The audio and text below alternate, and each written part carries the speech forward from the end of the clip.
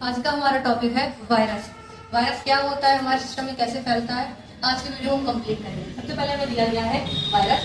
Virus का full form होता है vital information resource under series. ठीक है, वायरस क्या होता है, देखिए कैसे फैलता है। वायरस हम उसे कहते हैं जो हमारे सिस्टम में आकर उसमें तरह तरह की समस्याएं उत्पन्न कर देता है। वायरस एक जैसे वर्ड मिलता है वायरस, तो हम समझते हैं हाँ वायरस कुछ ऐसा है जो एक से दूसरे में फैलता है, तो वही वायरस होता है। अगर एक को कोई प्रॉब्लम है, अगर दूसरे कनेक्ट में है तो उसको वही प्रॉब्लम होगी। जैसे कैसे पहचानेंगे हमारे सिस्टम में वायरस हो गया है, तो वायरस होता है जैसे सिस्टम का गर्म होना, जल्दी जल्दी गर्म होना, ठीक है, जल्दी नहीं खुलना, रुक रुक कर चलना, हैक करना आदि समस्याएं अगर हमारा सिस्टम कर रहा है तो हमें समझना चाहिए कि हमारे सिस्टम में वायरस हो गया है। ठीक है, तो ये सभी प्रकार की समस्या उत्पन्न कर देता है। वायरस कैसे फैलेगा, सबसे पहले तो आपका वायरस फैलेगा एड से, जो भी विज्ञापन होते हैं उनसे।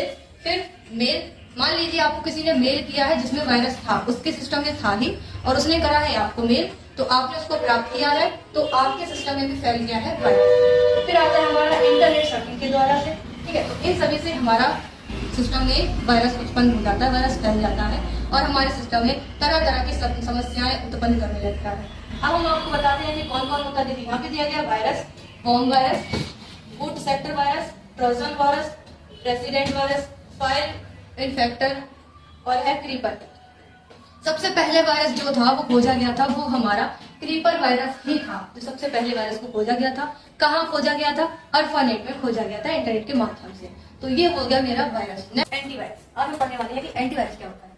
प्रीवियस वीडियो में हमने वायरस को कंप्लीट किया है। वायरस क्या होता है, फैलता है, तो उसी वायरस से बचने के लिए हम लोग एंटीवायरस का यूज करते हैं। एंटी किसी में लग गया, सुरक्षा हो गई हमारी। ठीक है, तो अगर आपको एंटीवायरस हो गया है तो आप क्या करोगे, दवाई लोगे, डॉक्टर के पास जाओगे। तो उसी तरह से अगर हमारे सिस्टम में वायरस हो गया है तो हम लोग क्या करेंगे, एंटीवायरस का यूज करेंगे। और अगर हमारे सिस्टम में एंटीवायरस है पहले से ही, फिर सिस्टम में एंटीवायरस है तो वो क्या करेगा, वायरस से बचाएगा हमें, हमारे सिस्टम में कोई भी नुकसान नहीं होने देगा। जैसे वायरस से बचने के लिए हम लोग एंटीवायरस का यूज करते हैं। वायरस हमारे सिस्टम में ना हो इसलिए हम लोग एंटीवायरस का यूज करते हैं। एंटीवायरस को आप ऐसे समझिए कि यह एक गार्ड है जो किसी वायरस को अपने सिस्टम में घुसने नहीं देता है। ठीक है, समझ लीजिए आपके घर के बाहर कोई गार्ड है, अगर कोई अननोन पर्सन आएगा तो उसको अंदर नहीं आने देगा। उसी तरह से एंटीवायरस हमारे सिस्टम को सुरक्षा करता है।